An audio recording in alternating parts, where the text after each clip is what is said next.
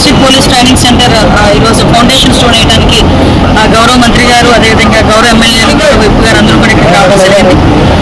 అయితే అన్ని చోట్ల ఈరోజు నిన్న జగన్మోహన్ రెడ్డి గారు ప్రెస్ మీట్ చూసిన తర్వాత అంటే సాధారణంగా మాట్లాడేటప్పుడు ఎంత ఏదో అంటారు కదా, ఒక సెల్ఫ్ రెస్పెక్ట్ ఒకటి, నెక్స్ట్ మనం మాట్లాడిన దాంతో నిజం ఎంత అన్న దాని మీద కూడా ఎంతో కొంత అవగాహన తెచ్చుకుని మాట్లాడతారు ఏ రాజకీయ నాయకుడైనా కూడా. అటువంటి రాజకీయ నాయకుడు కాకుండా కేవలం బురద జల్లాలి అన్న నేపథ్యంలో మాట్లాడారు. అతను ఏం చేశాడంటే ప్రజాస్వామ్యం గురించి మాట్లాడాడు. నేను ప్రజాస్వామ్యం గురించి మాట్లాడేటప్పుడు ఒకటే చెప్తాను, ఆయన ముఖ్యమంత్రిగా ఉండేటప్పుడు ప్రతిపక్ష నాయకుడు ఇంటికి తాళ్లు కట్టిన వాడు కూడా ఈరోజు ప్రజాస్వామ్యం గురించి మాట్లాడుతున్నాడు.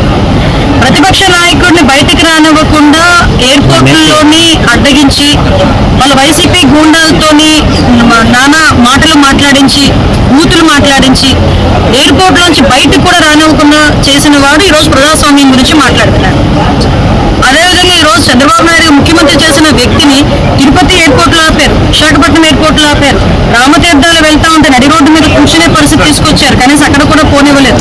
ఇంకా మేమైతే మీకు సరే ఇక్కడ కూర్చున్న ప్రతి ఒక్కరం కూడా కేసులు మా మీద పెట్టి మమ్మల్ని భయభ్రాంతులు చేయడానికి ప్రయత్నించిన వాళ్ళు. అతి ముఖ్యంగా ప్రజాస్వామ్యం గురించి మాట్లాడుతుంటే ఇందాకే గౌరవ మంత్రి గారు కూడా గుర్తు చేశారు, మా మీద ఎస్సీఎస్ మీద కూడా ఎస్సీ అట్రాసిటీ కేసు పెట్టే పరిస్థితి ఈరోజు వచ్చిన పరిస్థితి నుంచి ఈరోజు ఆయన ప్రజాస్వామ్యం గురించి మాట్లాడతారు. ఆయన ప్రజాస్వామ్యం గురించి మాట్లాడుతూ ఆయన అంటాడు, ఈరోజు చంద్రబాబు నాయుడు గారు వేసిన విత్తనం అని మీరు వేసారు అటువంటి విరక్తులు, అవినీతికి పరాకాష్ఠగా అరాచకానికి పరాకాష్ఠగా ఒక విత్తనం పడేసి ఎప్పుడు విత్తనం వేశారు అంటే ఫస్ట్ నుంచి ఉంది, దానికి గట్టి విత్తనం పడింది వివేకానంద రెడ్డి హత్య దగ్గర నుంచి గట్టి విత్తనం పడింది. ఆ రోజు నుంచి మీరు ఈ రాష్ట్రాన్ని సర్వనాశనం చేయడానికి మీరు కూడుకుంటే ఈరోజు తిరిగి ఎన్డీఏ కూటమి వచ్చి మళ్ళా ఈరోజు ఎటువంటి విత్తనాలు వేస్తున్నారు చంద్రబాబు నాయుడు గారు అంటే ఒక క్వాంటమ్ వ్యాలీ, ఒక డీప్ టెక్, అదేవిధంగా ఒక టెక్నాలజీ, ఇలాంటి విత్తనాలు వేసి ఈరోజు మనకచర్ల దగ్గర నుంచి నీరు ఎలా ఇస్తాం, లేకపోతే అంద్రనేవాకి నీరు ఎలా ఇవ్వాలి, ఇలాంటి వాటి మీద మేము పనిచేస్తా ఉంటే తిరిగి మీరు మా మీద బురద జల్లే పరిస్థితి. ఈరోజు సినిమా డైలాగులను మాట్లాడుతున్నారు. అంటే సినిమా డైలాగులు మీరు చెప్పినవి కరెక్టే, ఎవరైనా మాట్లాడుకోవచ్చు అని అనుకుంటే కనుక నేను ఒకటి రెండు మూడు అడుగుతానండి. లాస్ట్ పట్టాభి గారు ఏదో మాట్లాడితే బోస్ డీకే అని పదం ఉపయోగించారు.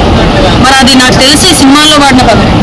మరి ఆ రోజు ఆ సినిమాల్లో వాడిన పదాన్ని తీసుకొని మీ కార్యకర్తలకి బీపీలు వచ్చినాయని చెప్పి మా పార్టీ ఆఫీస్ మీదకి దాడి చేయించి, ఆ రోజు గన్నవరం పార్టీ ఆఫీస్ మీదకి దాడి చేయించి చాలా విధ్వంసం సృష్టించారే మీకు బీపీలు వచ్చిన మీ కార్యకర్తలు.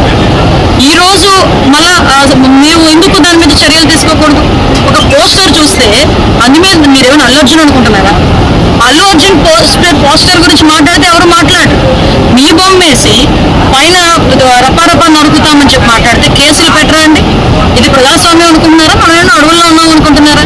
అంటే నోటికి వచ్చినట్టు ప్రజాస్వామ్యం బయటకు వస్తే మాట్లాడేస్తే రాజకీయంగా ఏది మాట్లాడినా చెల్లుబాటు అయిపోతుంది అనుకుంటున్నారా? నిజంగా సినిమా డైలాగులకు మేము పట్టించుకోవాల్సిన అవసరం లేదని మీరు అనుకుంటే వివేకమైన సినిమాని ఆ రోజు ఆపాలని చెప్పేసి ధర్నాలకు దిగి కోర్టులకు వెళ్ళిన సందర్భాన్ని గుర్తు లేదా జగన్మోహన్ రెడ్డి గారు? ఇలా మేము మాట్లాడాలనుకుంటూ పోతే చాలా మాట్లాడచ్చు. కానీ ఒకటి మేము చెప్తున్నాం, ఈరోజు మీరు మాట్లాడితే మా వాళ్ళు 50,000 మంది ఉన్నారు, మీ తర్వాత మా చేతుల్లో కూడా ఉన్నది, ఏం బెదిరిస్తున్నారా? ఇలా బెదిరించే కదా 11 సీట్లు తెచ్చుకున్నారు. ఈరోజు మళ్ళా బెదిరించే పరిస్థితి మీరు మళ్ళీ శ్రీకారం చుడుతున్నారా? మేము న్యాయబద్ధంగా వెళ్తున్నాం, ఈరోజు యాజ్ పర్ లా వెళ్తున్నాం. ఈరోజు మేము చేసే అలాగని చెప్పేసి మీరు నోటుకు వచ్చినట్టు ఏం మాటలు మాట్లాడినా నోరు మూసుకుని ఊరుకునే పరిస్థితి కాదు. ఈ పేరుని నాని ఇక్కడికి వచ్చి కూర్చొని ఒక బాధ్యతాయుతమైన మంత్రి పదవి చేసి ఈరోజు నోటుకు వచ్చినట్టు మాట్లాడుతూ మళ్ళీ పైగా కుటుంబ సభ్యులు మీద కూడా మాట్లాడే పరిస్థితి ఈరోజు. అంటే దిగజారుడు తనమే. ఎంత దిగజారిపోతున్నారంటే రోజు రోజుకి వాళ్ళ తాలూకా ఆత్మవిశ్వాసం సన్నగిలిపోయి రోజు రోజుకి వాళ్ళు నెక్స్ట్ వాళ్ళకి భవిష్యత్తు లేదన్న సంగతి అర్థమయ్యి ఈరోజు బయటకు వచ్చి నోటుకు వచ్చినట్టు మాట్లాడే పరిస్థితి. ఒక రోజు ఏమంటే రాత్రులేమో కనసాయి చేస్తే వేసేయాలా? చంద్రబాబు నాయుడు గారు ఎన్ని రోజులు బతుకుతారని ఒకటి మాట్లాడతాడు, 3 సంవత్సరాలు కళ్ళు మూసుకుంటే చంద్రబాబు నాయుడు గారు ఎగిరిపోతారని ఒకరు మాట్లాడుతున్నారు. ఏంటి మీ ఉద్దేశం అసలు? అంటే మీకు చంద్రబాబు నాయుడు గారు ఈరోజు వాళ్ళకి ఒక పెద్ద అడ్డంకి, వాళ్ళు చేసే అవినీతికి అరాచకాలకి అడ్డంకిగా చంద్రబాబు నాయుడు గారు ఉన్నారు. కాబట్టి చంద్రబాబు నాయుడు గారు తాలూకా అంటే జీవన విధానం గురించి, అతని ఆయుష్ గురించి కూడా మాట్లాడే పరిస్థితులు వీళ్ళు తెచ్చుకుంటున్నారంటే వీళ్ళ దిగజారుడుతనం ఉంది. ఒకటి మాత్రం చాలా క్లియర్గా చెప్తున్నామండి, ఈరోజు మేము ఏం మాట్లాడినా చెల్లుబాటు అవుతుంది, ఏవి రచ్చగొట్టుకున్నా చెల్లుబాటు అవుతుందని మీరు అనుకోవచ్చేమో, కానీ చట్టం అనేది ఉంది. మన ప్రజాస్వామ్యంలో చట్టానికి చాలా విలువ ఉంది, చట్టానికి చాలా పవర్ ఉంది. కాబట్టి ఇప్పటికీ కూడా కొన్ని సందర్భాల్లో న్యాయస్థానాల దగ్గర కూడా మీరు చీవాట్లు తినే పరిస్థితి. ఈరోజు మేము కేసుల గురించి మీరు మాట్లాడుతున్నారు. నిజంగా లాస్ట్ 5 సంవత్సరాల్లో మా కేసు లిస్టులు తీసుకుంటే ఈరోజు ఆ చర్చకి దేనికైనా సిద్ధమే. ఇందాకే మా వెంకటరావు గారు కూడా దాని మీద కూడా చర్చకి సిద్ధమని చెప్పి సవాల్ విసురున్నారు. వీళ్ళు ఈరోజు మాట్లాడే పరిస్థితి. దయచేసి ఒకటే చెప్తున్నా, మీరు నోటుకు వచ్చినట్టు మాట్లాడితే ఊరుకోవడానికి సిస్టమ్ రెడీగా లేదు. మీరు ఏం పని చేసినా ఊరుకోవడానికి ప్రజలు రెడీగా లేరు. కంపల్సరీగా మేము చట్ట ప్రకారం ఏం చేయాలో మేము చేసుకుంటాం. దయచేసి ఇటువంటి రెచ్చగొట్టడే మాటలు మాట్లాడేసి బాధ్యతాయుతంగా బతకడానికైనా కనీసం ట్రై చేయండి.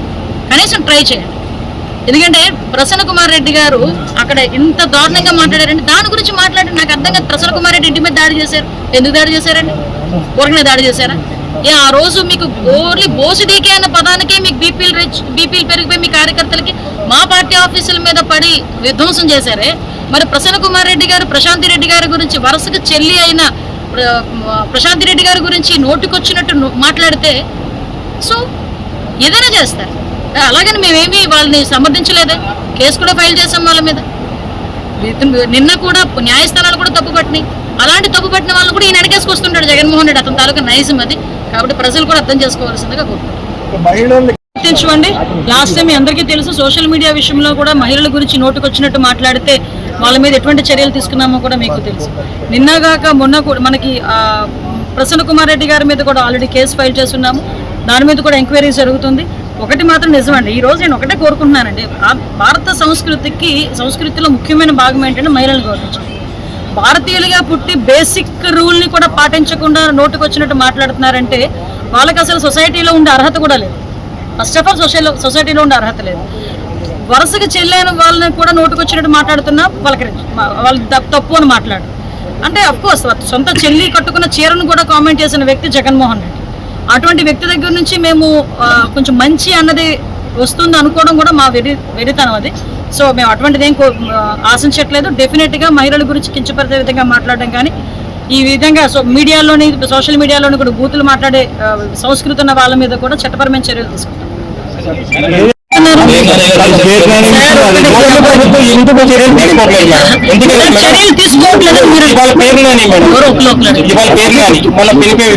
మన ఎమ్మెల్సీ అనిల్ కుమార్ గారు వీళ్ళంతా కూడా ఒకళ్ళు మీరు అదుపులో తీసుకుని చేస్తే మిగతా కూడా ఎవరు మాట్లాడరు కదా. వాళ్ళు కూడా ఏంటంటే వీళ్ళు ఏం చేయట్లేదు అనే ఉద్దేశంతో మొత్తం అంతా కూడా రాష్ట్రం అంతా కూడా మాట్లాడుతున్నారు. పార్టీ గారు ఇంతవరకు కూడా యాక్షన్ తీసుకోవట్లేదు. టీడీపీ గవర్నమెంట్ వైసీపీ గవర్నమెంట్ మీకేమనిపిస్తుంది? ఏ వైసీపీ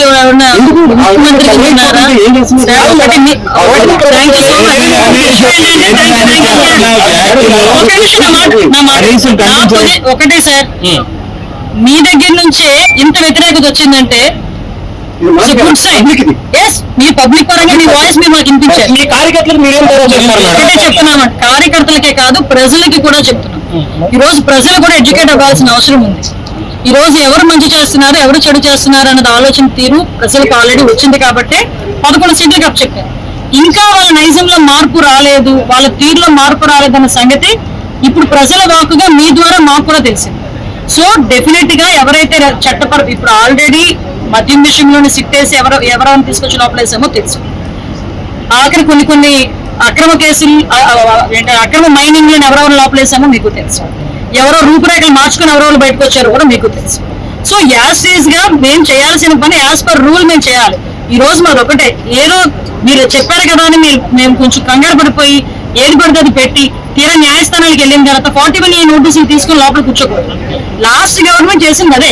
ఇప్పుడు మేము ఏం మాట్లాడినా బయటకు తీసుకొచ్చి ఏం చేశారు, 41A నోటీస్. మేము ఆ రోజు సందర్భానుసారంగా మాట్లాడాం, ఎక్కడ కూడా తప్పుడు మాటలు మాట్లాడలేకపోయినా ఈ రోజు మాలాంటి వాళ్ళందరి మీద 10+ కేసులు ఉన్నాయి.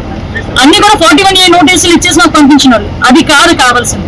ఈ రోజు ఒక తప్పు చేశాడంటే మేము ఫిక్స్ చేయాలి.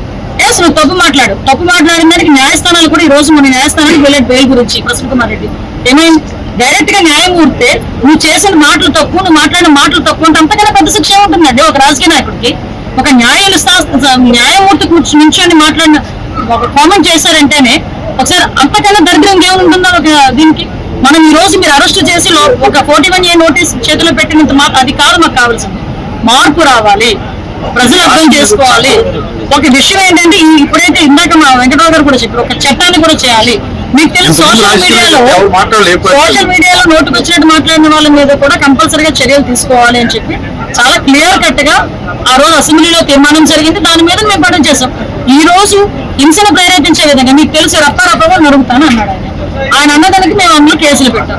ఆ కేసులు పెట్టామనే కదా ఈ నోటుకు వచ్చినట్టు మాట్లాడుతున్నారు. ఇప్పుడు వీళ్ళ మీద కూడా కేసులు ఉంటాయి. మేము ఒకటి కూటమి గవర్నమెంట్ ఎవరికి కూడా భయపడాల్సిన అవసరం లేదు సార్. ఒకటి మీరు ఒక స్థలాలు దొంగ పట్టాలు ఇచ్చిన వాళ్ళని ఇప్పుడు వరకు చాలా డిప్రెషన్ దొంగ పట్టాలు ఇచ్చి ఇలా మైనింగ్ లో అక్రమంగా మాట్లాడారు అని చెప్పి జస్ట్ మేము ఒక కంప్లైంట్ వస్తే దాని మీద ఎంక్వైరీ కమిటీ వేయడానికి కూడా మేము సిద్ధంగా ఉన్నాం. ఎవరిని ఎట్టి పరిస్థితుల్లో బ్యాక్ స్టెప్ వేసే ప్రసక్తి లేదు. దయచేసి బిఎన్ఎస్ లా ప్రకారం కూడా మనం కూడా నడుచుకోవాల్సిన బాధ్యత ఉంది. అతనికి వాళ్ళకి లేదు కదా అని చెప్పి మనం కూడా అదే రకంగా బిహేవ్ చేయకూడదు. దయచేసి మీకు చెప్తున్నాను, ఈ రోజు దీనికి 41 నోటీస్ ఇవ్వాలా, అక్రమంగా అరెస్ట్ చేయాలా, రిమాండ్ పంపించాలా అనేది కోర్టు నిర్ణయించుకునే పరిస్థితి. సో ఈ కోర్టు నిర్ణయించుకునే పొజిషన్ లో కొన్ని సార్లు ఆలస్యం అయితే అవుతుంది తప్పించి శిక్ష పడేదానికి ఎవరు కూడా తప్పించు. హిట్ టీవీ యాప్, ఇందులో short news, live news, entertainment shows, movies, digital magazines తో పాటు మీ జిల్లా వార్తలను కూడా ఫ్రీగా చూడొచ్చు. ఇంకెందుకు ఆలస్యం, వెంటనే హిట్ టీవీ యాప్ ని డౌన్లోడ్ చేసుకుని ఫ్రీగా ఎంటర్టైన్మెంట్ పొందండి. Hit TV app. Hit TV app, please download hit TV app. Hit TV app ని ఫ్రీగా డౌన్లోడ్ చేసుకుని ఎంజాయ్ చేయండి. మీకు నచ్చిన ఎంటర్టైన్మెంట్ కోసం హిట్ టీవీ యాప్ ని ఫ్రీగా డౌన్లోడ్ చేసుకుని ఎంజాయ్ చేయండి. హిట్ టీవీ యాప్ ని డౌన్లోడ్ చేసుకుని ఆస్వాదించండి, ఆశీర్వదించండి. ఇంతమంది సెలబ్రిటీలు హిట్ టీవీ యాప్ ని డౌన్లోడ్ చేసుకోండి అని చెప్తున్నారంటే ఎంత మంచి యాప్ ఆలోచించండి. అమెరికా అమెరికా అమెరికా అమెరికాలో చదవాలనుకునే వాళ్ళకి విశ్వసనీయమైన పేరు మన సౌర్య కన్సల్టెన్సీ. UK లో 1 year masters, UK లో 1 year masters, 2 years work permit up to 5 years visa. Contact Saurya Consultancy. Contact 89851 89851.